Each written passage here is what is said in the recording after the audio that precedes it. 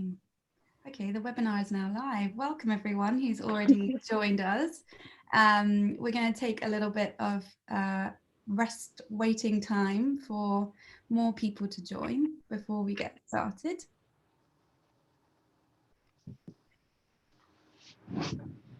How's everyone doing? Good. Yeah, very good. On this wonderful grey, well, we're all in London, right? Oh, Yeah. gone off. Wakey, That's wakey. the start. That means it's the start officially. I'll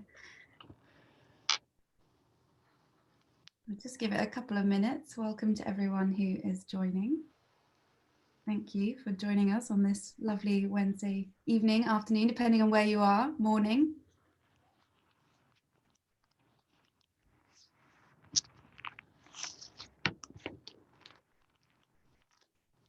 I still can't get over how fantastic your jumper matches your wall, Harry. Thank you. Yeah, I basically live in this jumper and in this room the whole time, so. I was going to say, is this kind of a goal of yours to, you know, always be matching your surroundings, chameleon style? A little bit. I've just got a big obsession with pink, I think. Okay, nice. Yeah. Okay, well, thank you everyone for joining us this evening. We are going to kick off things, and as more people join, they will be able to jump right in. So we are very happy to be launching an exhibition tonight, the Colour of Abstraction, New Ways of Seeing, which is at Grove Square Galleries in London. It opens to the public tomorrow, and you can book your appointments to go and see, all being well and staying in tier 2. So the exhibition includes bold new paintings and mixed media works, several created especially for this show. And it's by 5 international young artists, Orlanda Broom, Elena Gual, Marc Standing, and the 2 artists we will be speaking to today, Fischetti and Rüdham, who you can see right here. Hello. So before we come to these 2 wonderful artists, I wanted to talk briefly about this subject that we're kind of focusing on for this show, which is painting, abstraction and colour. And it's a recognised phenomenon that we've actually talked about quite a bit at the Art newspaper, that during times of crisis and uncertainty, the art market often drifts back towards kind of more traditional forms, mediums in art, such as painting. It's kind of seen as this safe haven. We wrote a report actually late last year when everyone was panicking about Brexit, a different time, because we're panicking about it currently as well, but in a different phase, where we were at Frieze and we noticed that there was a great deal of painting. And we spoke to the artist Shehzad Dawood, who said, when a recession looms, everyone goes back to painting. It's the equivalent of gold in art terms, which you guys will be pleased to hear. But more than just being a reliable investment and a comfortable old friend in the art world, the kind of painting that we're seeing in this show at Grove Square is exploring abstraction and colour in new ways. And it's also looking at processes and what's kind of processing a very difficult and very remarkable year. And so without being didactic, these works on show, many of them, express kind of the extreme emotions that we've been experiencing this year. And from jealousy and loneliness, which I think you can see really strongly in Harry's painting 8 Circle, to Crystal's kind of introspection and questioning of life and the world around us, as you can see in her painting Mystify. So you can see in this picture here the installation, an installation shot from the show. So it's a little bit of IRL. So I'm going to move on now to talk to our wonderful artists this evening. I'm not going to do a big bio for them because this talk is actually going to be kind of a really nice in-depth discussion about them as people, as work, as artists working, and so we'll get to know a lot about their practice and their kind of bios. But something that I thought was fascinating when I been talking to them before this panel is that they in fact lived together at one point in a shared house, actually as guardians of a very special building, which perhaps we'll talk about a bit later. But it's because of that, these two artists have obviously a great working relationship, and hopefully we'll have a really nice lively discussion tonight. But although they are very different artists, they share a number of commonalities, one of which is that they've taken similar journeys from figurative realism in their early works to more abstract expressionism now that we can see. Both have been influenced by living in different cities, which we'll talk about, Harry in Berlin and Crystal in New York and LA, particularly LA. But they do have different inspirations. Harry's is more inspired by kind of observations, people, scenes, and Crystal's inspiration is more spiritual and experiential. And we're going to delve into those kind of ideas as we talk later. So without further ado, I wanted to start with you, Harry, and we're going to talk a little bit about your background and your early days. You're London based right now, and you're in the process of moving studios, I believe. Do you want to talk a bit about your studies and your studio space? Of course. So I originally was from Surrey, so born in Epsom and then living in Cobham and then Esher after my parents got divorced. And then I started studying up in London when I was about 16 years old at specialised art school for A-level, and then went to City and Guilds for foundation, and then eventually ended up in St Martin's. And while I was at St Martin's, I ended up doing an Erasmus course, which unfortunately is completely ended now because of the whole Brexit. But that was definitely really influential to the work that I'm doing now and all of that. And then from studying in Berlin, that was in my second year during the Erasmus. I then came back in my third year and had a completely different style of painting to what I was initially doing, which was quite dark. Very inspired by Weimar Expressionism. So after the whole treaty, after the First World War in Germany, a lot of it was quite dark expressionist. And that was very heavily motivating my work towards the first and second year. And then a lot of stuff changed in my work towards my third year. I think it's very interesting when I was looking through your works, there's such a big difference, not just in subject from kind of portraiture to more abstraction, but also, like you say, the darkness to what is now, you know, an incredible explosion of colour. And we'll talk again about your artistic kind of inspirations a little bit more later. But let's turn to Crystal now. Can you tell us a little bit about your background and your early career days?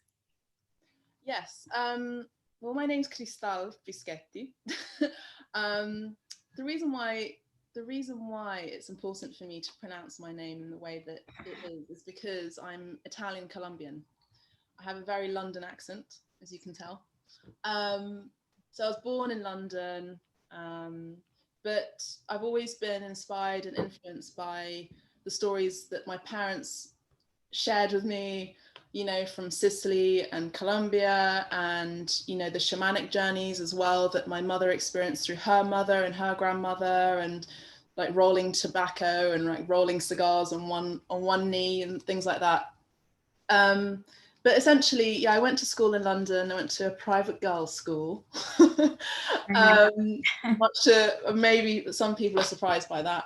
But it was very traditional in many ways in terms of fine art and portraiture. But it also had this very kind of sort of, holistic side and quite hippie side to it too. So we were doing meditation, and I was initiated into meditation when I was 11. And we did yoga, and we ate vegetarian food and all of that kind of stuff. And we studied a lot of ancient Indian texts, like the Bhagavad Gita, the Vedas. So it just kind of infiltrated into the work somehow, somewhere, eventually coming through mainly at Leeds University. So I was continuing to do portraiture, and I had a massive obsession with skulls and skeletons and cadavers. Maybe it's got something to do with the Italian in me and like Leonardo da Vinci or something. Like, you just got to study it like through and through and through and find out what is this made of, you know, what is reality.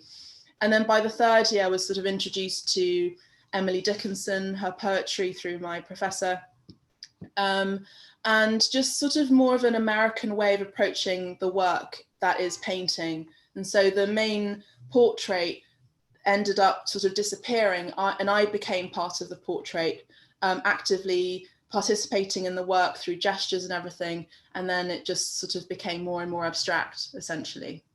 I've actually got some slides here that show these works. I'm just going to skip through, we'll come back to these. So these are your kind of like earlier works. Yeah. I think it will be interesting for people to be able to kind of, you know, see the change as we move through these slides, which is why I wanted to include a presentation. Yeah. So we're going to talk a little bit about travel, which is something that we're all achingly missing this year, I believe, but it's something that I think is really important to a lot of artists' practice. But both of you have kind of defined moments of being in other cities that have really so let's talk about this Erasmus year, and as you can see, like the work that you've done while you were there. Oh, hello, sorry, I lost you for a second. I think my Wi-Fi's gone a bit dodgy. Yeah. Sorry. Did you get that as well, Crystal? Yeah, sorry. Funky jazz. We're back. Can you all hear me? Yes. Yeah. Okay. Before we start again, just a quick reminder to you all that everyone that's listening and watching, please do send in questions. There will be time at the end for us to talk. If you have any questions for the artists, we'll be very happy to answer them. So yeah, back to Berlin. You took your Erasmus year and your practice changed completely from being very dark and inspired by kind of Weimar expressionism. So do you want to tell us about the time that you spent in Berlin, your study there, and ultimately these works, which I think were a very important part of your practice? Yeah, of course. So I studied at the Universität der Kunst under a tutor called Thomas Zipp, who's a very big punk tutor.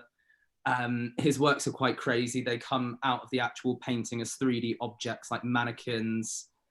And his personality reflected that quite a lot, which was why when I left Universität der Kunst and went back to St. Martin's, I was still kind of in that mode of doing quite dark expressionist paintings of cityscapes and portraits. But it was more to do, which is why it's quite interesting that you've got this slide up. It was more to do with the actual summer and how hot it was out there while I was studying out there. For about 6 months, it was about 25 degrees to 35 degrees of pure heat. And I think it perfectly shows with these few works. And we were doing life drawing in the actual courtyard of drawing people in the nude. And it would just come through absolutely with this bright color, which really changed my practice completely. And then from the figure on the painting on the right, which is called I Like to Take My Clothes Off For You, it's actually all to do with an experience that I had. We used to, as an Erasmus group, all the international students would hang around with each other from everywhere around the world because it was easier, everyone spoke English. And we'd go to lakes. And on one day when it was about 35 degrees, we ended up going to this one lake and looking around, and everyone had their clothes off, was completely nude, didn't take much notice of it because it's quite normal in Berlin, but quite different to being in the UK. But I can always remember there was a big office tower that was opposite the road, and there was someone who I saw from a distance came out of the office tower, came into this park, took their suit off, and then had their lunch, sitting relaxing in the sun. And that was something that, while I was studying John Berger's ways of seeing and how he talked about the nude, it's something that's always stuck as like a history of art and a conjunction of contemporary society, which is essentially stuck in my paintings to be a contemporary way of depicting general society, especially considering these lakes and parks are in the city themselves.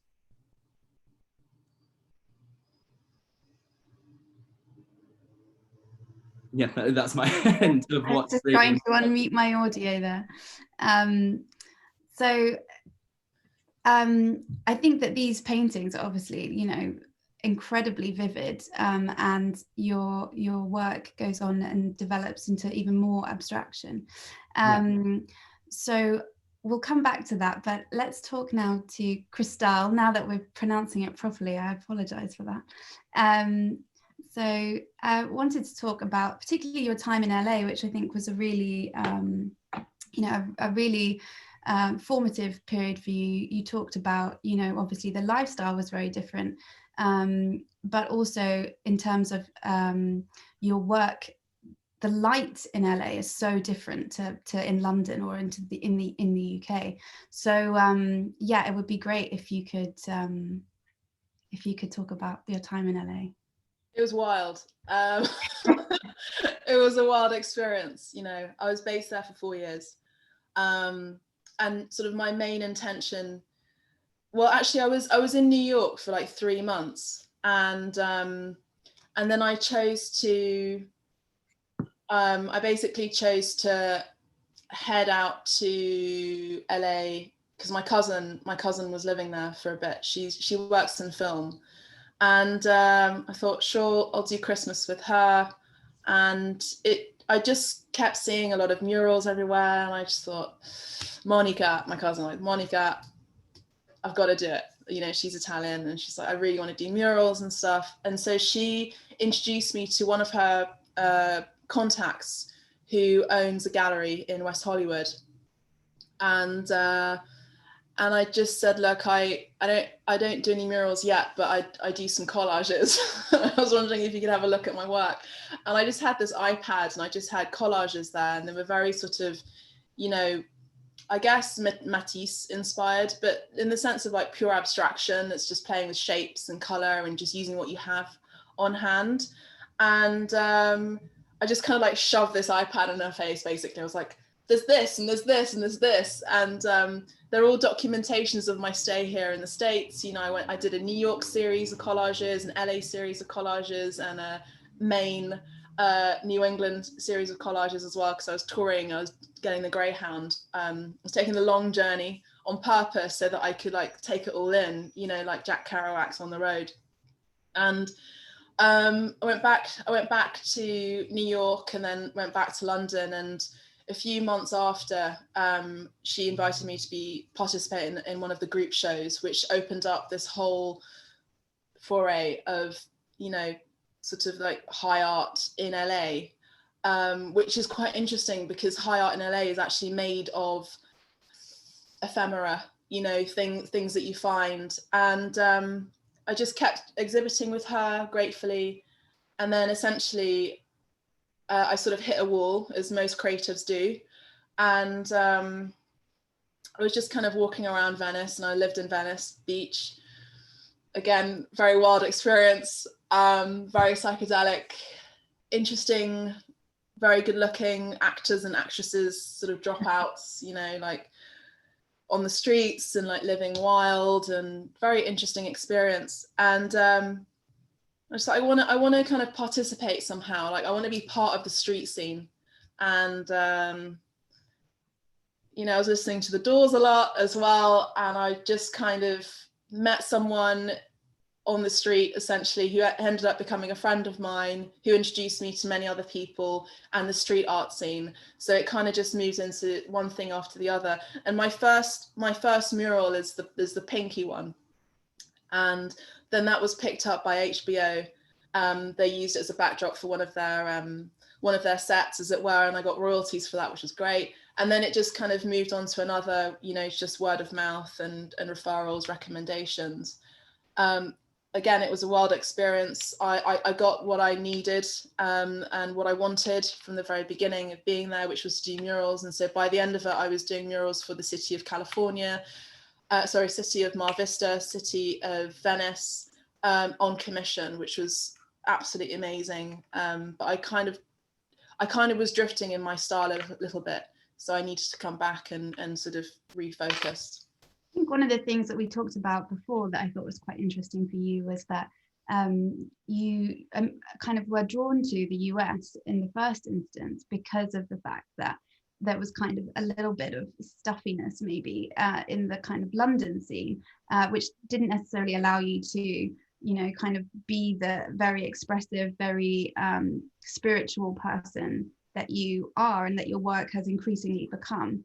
But it, gave you that opportunity to kind of break out and do something very experimental, and then kind of come back having more established your practice and gained new connections and a lot of confidence, I think, as well. Yeah, absolutely. Well, yeah, I mean, it was definitely, putting myself out, out of the comfort zone of the studio and having the streets as my studio and just painting, and then people coming up to you and asking you funny questions or trying to distract you or trying to sell you drugs or something. You just kind of persevere, and it's a very good experience for any creative in general, not just artists, but any creative to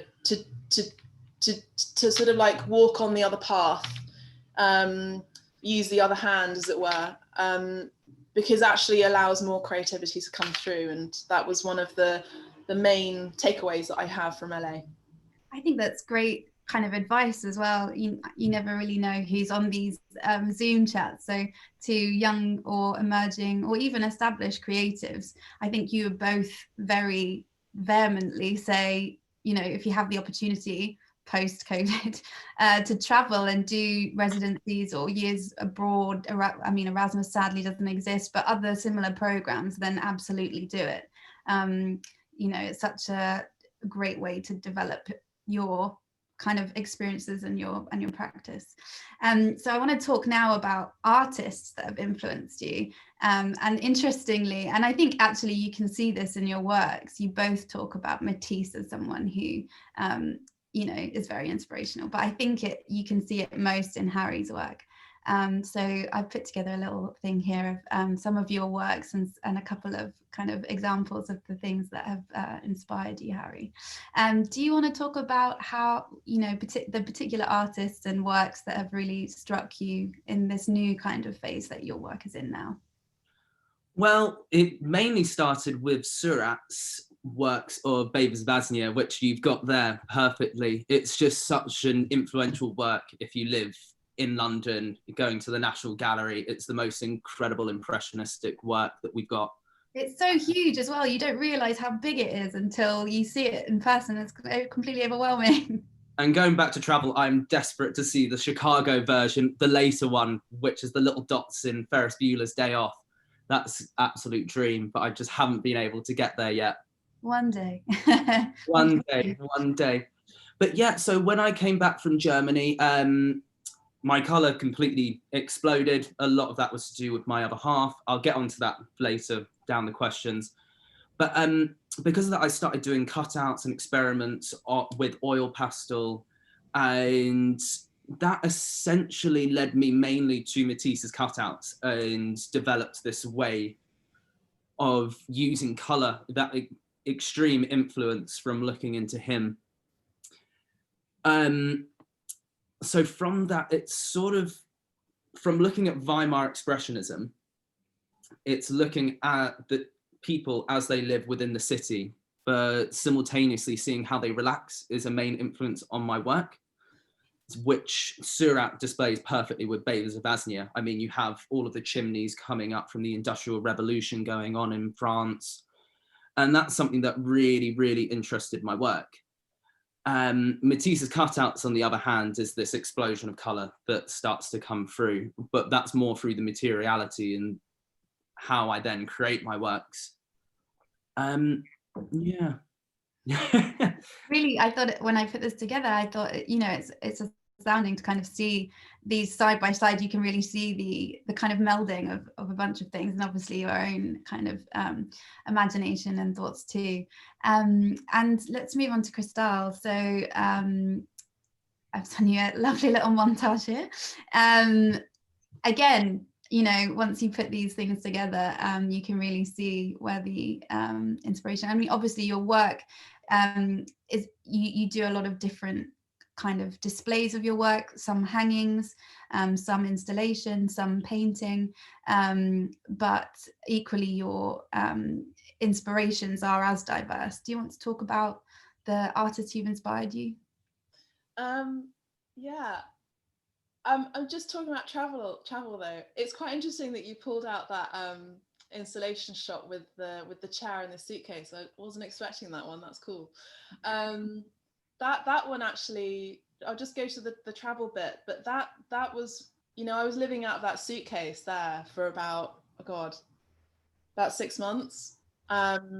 You know, between North California and LA, and then a bit of San Diego, and I was purposely taking the train, you know, Amtrak and the Greyhounds, was taking the longer routes, again because I was very inspired by, I am still inspired by the beat, you know, movement and Jack Kerouac and everything. And yeah, and those are those small collages. Oh, there's a car. There's small collages just there that I painted as like little journals on the way, and I would take pictures of them in front of places on my journey.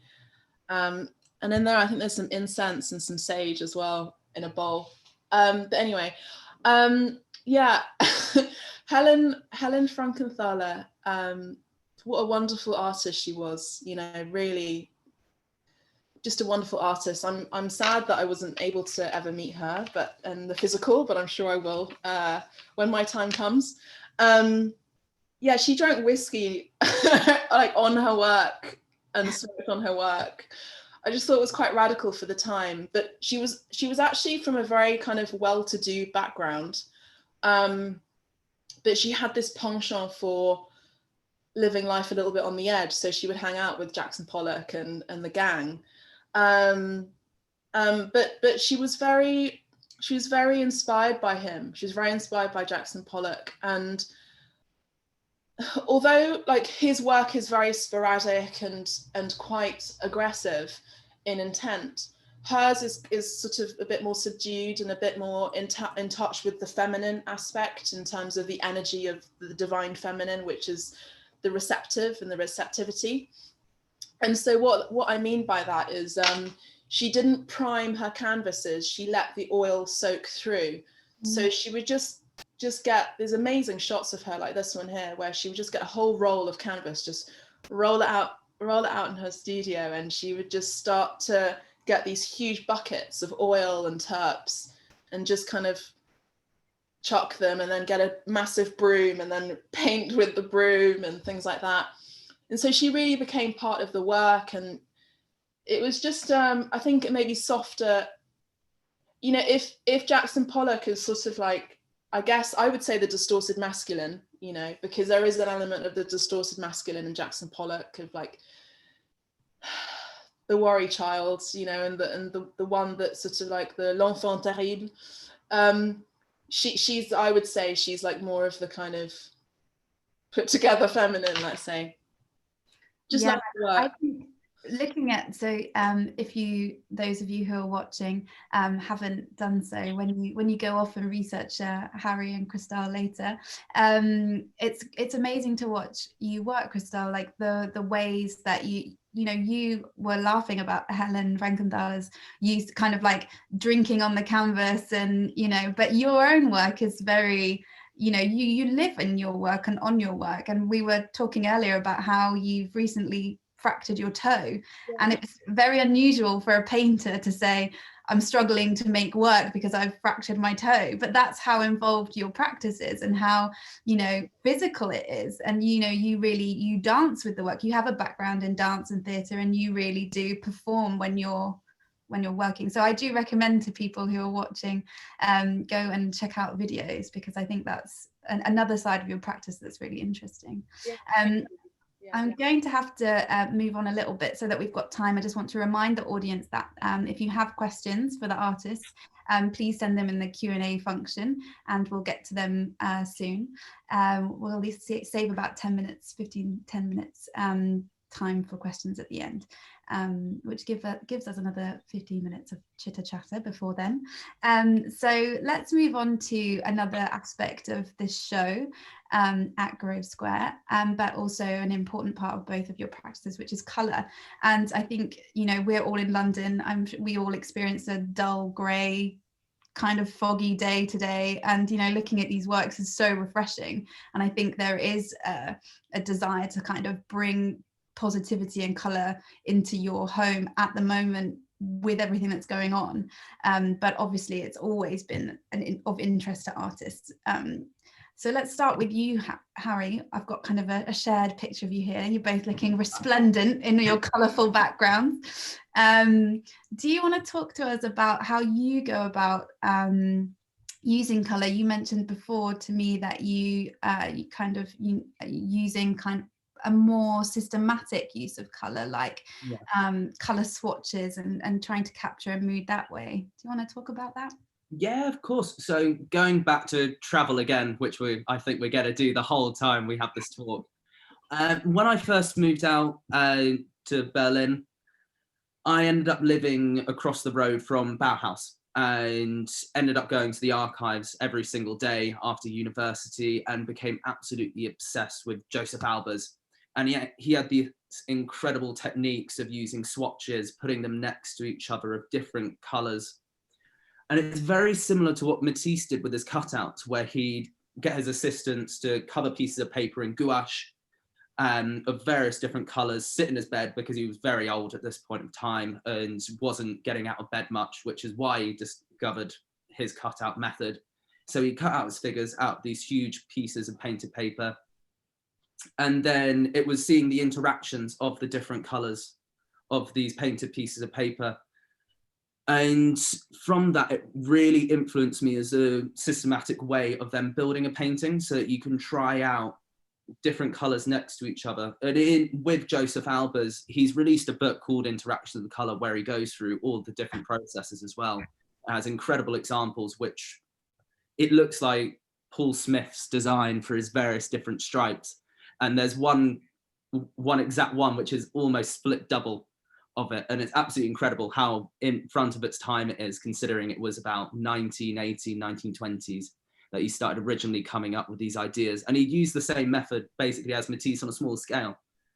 And that's really what started getting me into colour theory so heavily. Yeah, and after that I kind of developed it into oil sketches and tried to make it a bit more free to see how the interactions work. And then it's about applying that to a much larger canvas and seeing how it interacts. And you said that pink is your favourite colour, as demonstrated by your both foreground, background this evening. Yeah. And you can see it also in this picture of you in the presentation. What draws you to pink? I think more my other half, I'd say, is absolutely obsessed with pink and all things pastel. So it subconsciously, I mean, a lot of colour theory, when you're first starting and thinking what's going to interact, you always have to have a base colour, and it's what you're seeing around you. And my girlfriend Grace definitely is a very big influence, and a lot of it starts with pink or a light blue or a light pastel yellow. It's fascinating to see that it's slowly creeped into your subconscious so much that you are now practically camouflage. Submerged in it. This is the room, by the way. Literally immersed in your art. So let's talk now, Crystal, about your use of colour, which I think is a much more kind of free, in the sense of it comes very much from your emotions and from things, you know, that have been around you. You talk about, you have a lot of inspiration from music and from writing. Do you want to talk about the way that colour speaks to you, and the way that you kind of apply colours to your work? I think I'm going to go with Harry on this one in terms of travel.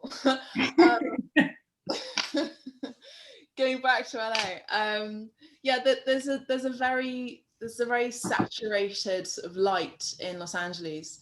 And it definitely influenced my work, whereby I used more acrylic paint, if anything, while I was there. And the colours just became more and more vibrant, more and more in your face, more and more just just quite loud. I remember a gallerist saying once when I was in LA, like, your work's really loud. I wasn't sure if it was a compliment or not, but people like, always say that to me. I always take it as a compliment. Yeah, but there is something about sound and light as well. So I have, side note, I have this thing called chromesthesia, which is I can hear color as well. So with that, I sort of let's say collaborate or choreograph the colors according to what I feel sounds right visually, you know. So sometimes, you know, sometimes there'll be colors and I just think, oh, that's too noisy, you know, I'm gonna push it back. You know, Harry knows, you know, what these terms are like painter terms, like push it back, pull it forward. I mean, it is a lot of like movement, you know, when you paint. And so color has that aspect of, you know, bringing it forward or bringing it back or diffusing it. And there's different ways that at least I apply it, where I use a very traditional technique, which is Chiaroscura, which is basically blending in two colors that are vibrating next to each other and just merging them together, which is a sort of a very Renaissance technique. And then it just kind of, it vibrates even more, which is that thing that Mark Rothko was so well known for. They look like they were breathing. And so, yeah, there's something about not just the color and the light, but also the actual technique of painting, or bringing out the materiality of the paint, at least to me, and extending that with me recently with creating more sort of textured aspects. So bringing the installation part of the painting of the work and bringing it into the actual frame, where the colors even like pop out even more with this three-dimensionality. But yeah, I've been making my own botanical dyes as well. So those colors are more nature-based. So you know, unless it's turmeric, you know, that's quite vibrant, quite a sunny yellow, which I love. I love yellow. But yeah, the top three for me are red, orange, and yellow, I would say. But then when I'm going through a blue period, I do paint in blue, funnily enough, a lot. It's very Picasso of you. It is, yeah. It is. And obviously Harry's going through his rose period, so I want to period since the lockdown, I'd say. Oh, I want to just take this opportunity to scroll back through the presentation so we can have a look at some of the other works in the show, because obviously, you know, this show is a great antidote for those who are stuck in grey London. As you can see, the space is, you know, awash with colour, and you can make an appointment to go and see it whilst everything's still open. And I just want to share the works here. I mean, the works that are in the show are incredibly different, but it's so, you know, apparent to see kind of your all of the artists' shared love of colour and very playful abstraction, even in different ways. It's worth mentioning that Elena's works are, I believe, in the office. That's why you can't see it in that first picture, but you can go and see them at the show. And these are the specific works that we're talking about. This is Harry's circle. I've missed your umlauts there, I apologise. And Christelle's Mystify. So let's go and talk now a little bit about process. And I think that your processes are very different. I think, Harry, let's move forward. Your process is, I think, very much more systematic. It's very labour intensive. I've got a little snap here from your videos, which can be seen on Grove Square's website. Give a little taste of your studio lives. So here we can see the cutouts that you're using, that you're layering very intricately into your pieces. And you can see in the background of that picture, like the density of those cutouts that you're placing onto the work. Do you want to talk about that process and how you go about it? Of course. So as I've been talking about constantly is the Matisse cutout. I then tried to reappropriate it into a way that's more contemporary and more personal to me, which started from cutting out individual figures as a cutout with a special painter's tape called Frog's tape. I mean, many contemporary artists will know of it. It's very big in street art at the moment for stenciling, and a lot of the new wave digital art that's been coming out. And from my influence of Matisse, I started using it as a way of arranging different figures on a canvas, in the same way that Matisse would get his assistants to pin each individual cutout onto pieces of paper or burlap sack. I think Le Piscine, an incredible work of his, which he did, which is in MoMA. So from that, I then cut out each individual figure and place it onto the acrylic color on the canvas. And then from that, it's what's covered over the color of the acrylic is then painted over.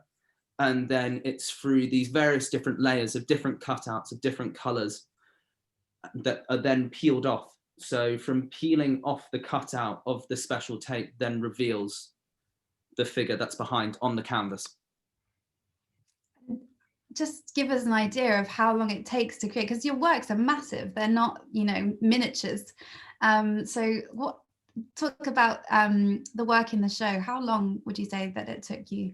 So that work took me about 2 months, which was quite a lot of time in the studio of cutting out each individual figure, placing them on, putting on the various different layers of blue of all next to each other. So they'd also be overlapping of different colors as well, simultaneously, all surrounding the huge circle 8 figure in the middle. That's remarkable. You kept yourself very busy during lockdown, I see. Very, very busy.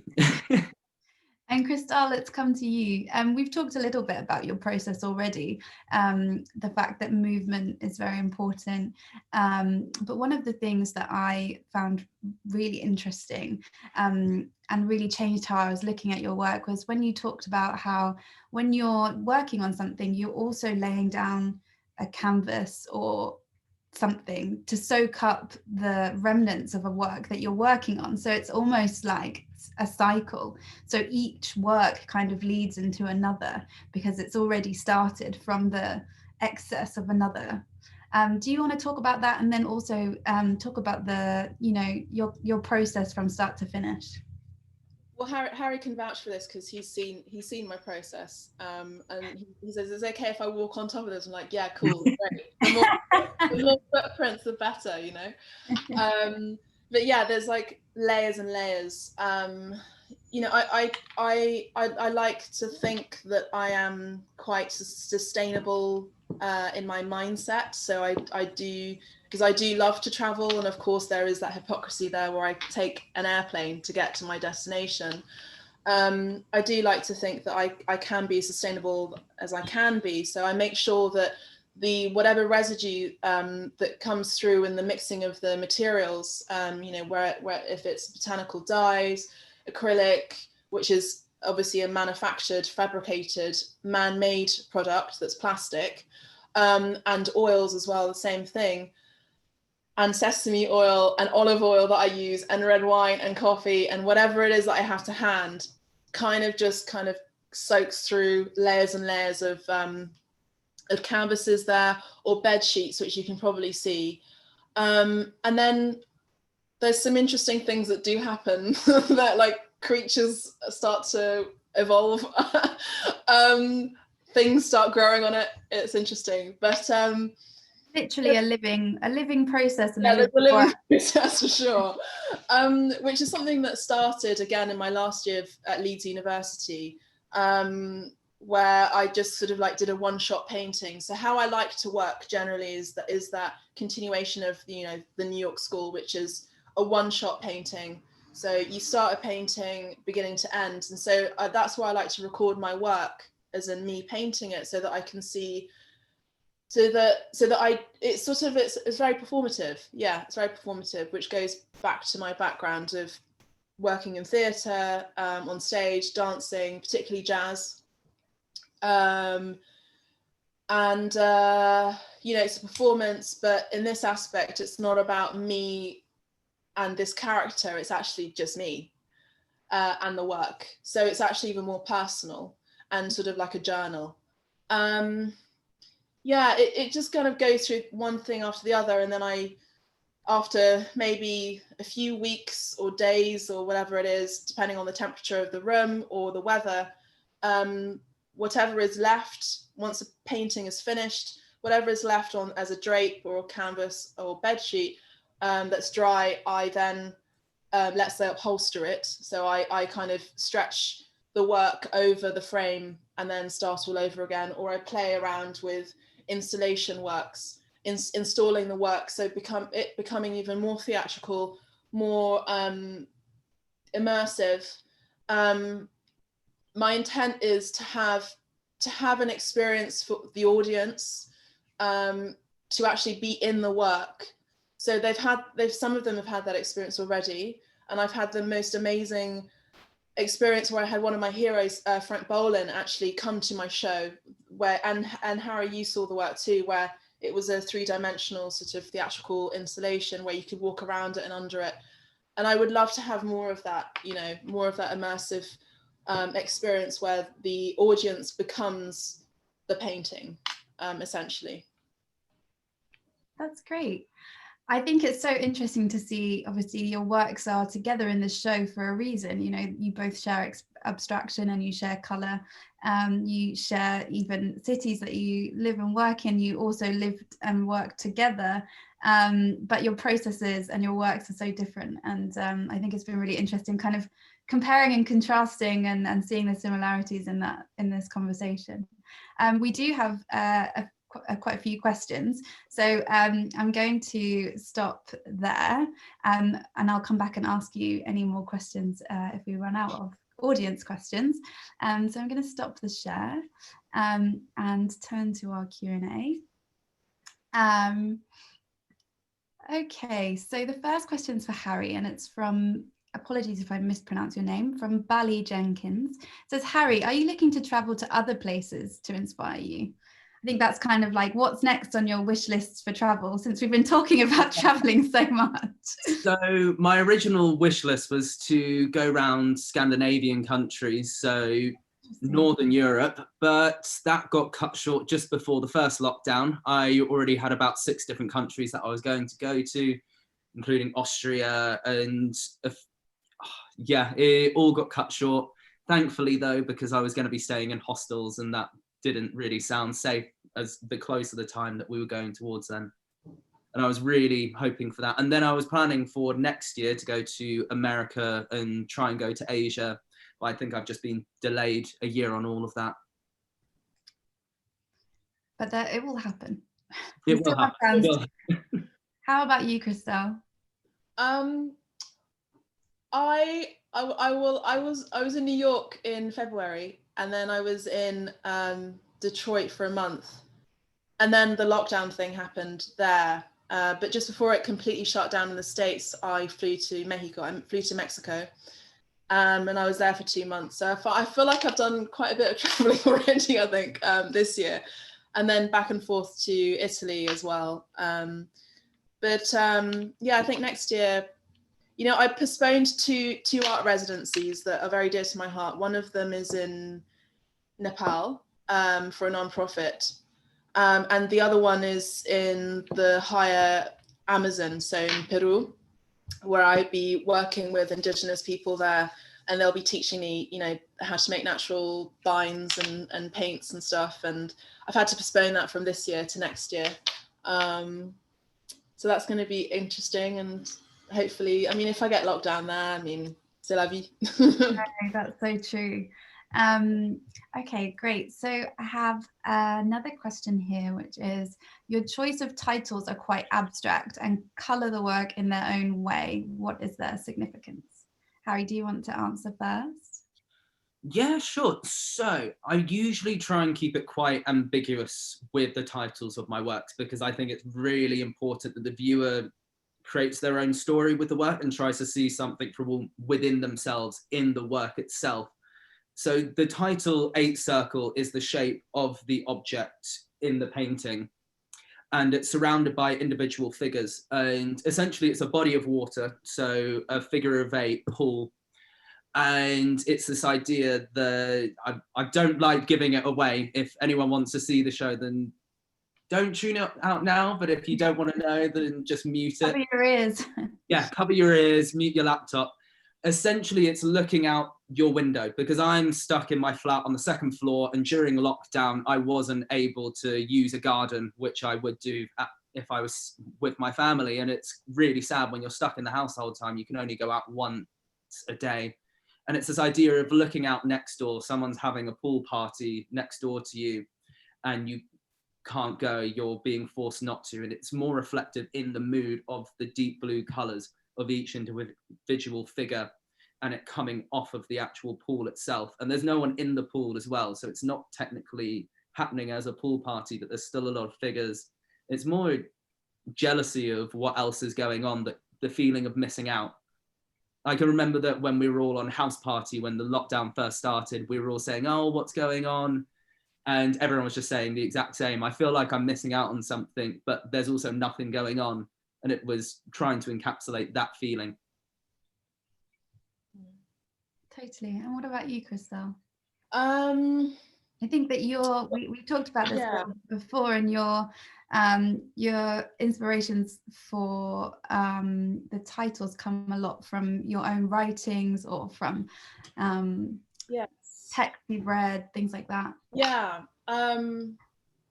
do write a lot. I was writing a lot, especially during the first lockdown as well, and so essentially some aspects, or sort of like, let's say, cut out phrase of some of the things I wrote down became part of the title of, you know, of some of my paintings, or a book I've read, or the actual, like, for example, this painting, the Mystify one that's in the group show, I was listening back on some In Excess album music, so I don't know if you know them, but they're kind of they were quite a cool rock and roll 1990s band, originally from Australia, but they sort of made it big here and in the States. And it's quite, I guess it is quite a tragic ending for the main singer. But there's also something quite mysterious about death as well. And that painting in particular, Mystify, is a title work, you know, it's a play on words, you know, not a play on words, but it's the title of one of their tracks. No, it's in one of their tracks. And it's quite sort of a luring, seductive song, but maybe death is as well. Maybe death can be as alluring as well. And so I imagined this sort of Buddhist monk going into hermit mode, going up this sort of mountain and then just kind of disappearing for a bit. And that's kind of how I felt at that point. And again, like Harry, it's quite a blue painting as well. That my Mystify painting, I was going through something this summer, and it just sort of like, I felt like I just wanted to be a recluse for a bit and just be an ascetic monk and not participate in the lowly attributes of being a human being, you know, which is very carnal and, you know, sensorial. I think, you know, as a human being, I'm sort of always sort of navigating the balance between the physical world and the non-physical world, the mysterious and the kind of very logical and realistic. I think as well, you've talked about how you want your titles to kind of start a conversation, as though, you know, if you were in the gallery and that person were looking, you know, they might turn to you and say, what do you think this means? Or like, do you think that Mystify relates to this, this, and this, which I think is something you both don't want to give too much away. You want to start a conversation rather than, you know, tell the audience what is happening. So another question to both of you, are there recurring motifs in your work? And I think, Harry, I think it's obvious that you have your little bathing figures, but maybe you can talk a bit about the different kinds of figures that you have, and if there are any other recurring motifs. Yeah, of course. So I'm all of my work at the moment is completely stuck on the reclining nude, the bathing figure, historically, and more in a contemporary sense of living in a city. So my previous works beforehand were more block color, with the individual figures all isolated between themselves and not interacting with anyone else. But since the lockdown, we've all been isolated. I've now gone for more of a maximalist style where they're more silhouetted, so they're not painted in and you can't see all the detail, which I usually do, of each tiny individual figure. They're now overlapping and interacting because it's more of a yearning.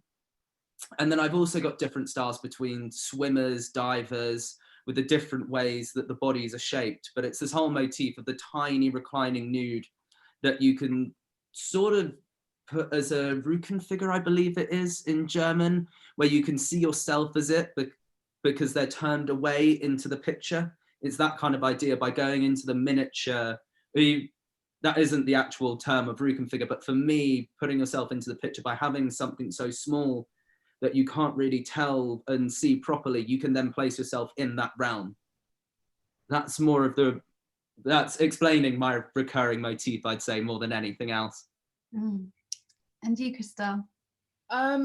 Again, it's for me, it's that tension and sort of like wanting to balance the physical and the non-physical. So that is definitely an aspect that's recurring, let's say, with the title of the work and the actual painting, because the painting is physical, right? And the title is sort of like maybe a little bit out there. But yeah, there's some sort of juxtaposition that's happening with the materials. So I like to have that contrast. I like to play with the idea of, you know, as I was taught as a, you know, in traditional setting of like fine art in the traditional way of like, you can't mix oil and water. And I love to do that. Like, I love to not mix it, but put it on one on top of the other. And it's that the rules thing. It's that the rules of like. You're a rule breaker. Yeah, I'm a bit of a rebel, I think. I mean, Harry knows. What I was going to mention, I heard of the epic parties that were held in your shared guardian house. Very sad that that's not happening anymore. You'll have to let me know next time you guys are hosting a party. That's all I'm going to say. Definitely. Yeah, I've just got time for like one quick last question. It's going to be like a quick fire question. You've got like a minute each before we say our goodbyes. And it's just going to, as a nice kind of question here from some anonymous someone that says, what drew you to abstraction and painting as a medium? Go, Harry. Oh, okay. Painting as a medium, I think, got to start with that first. I started properly painting when I was about 12 years old in acrylics, I'd say. Before then, watercolor and the general sort of, I think they call it poster paint that you get when you're 5, 6 years old, when you're first starting in school. And since then, I just haven't stopped at all. I mean, my mum got me a little acrylic basics kit that you get from Cassart, which are not good paints, but they did me well until I was about 14.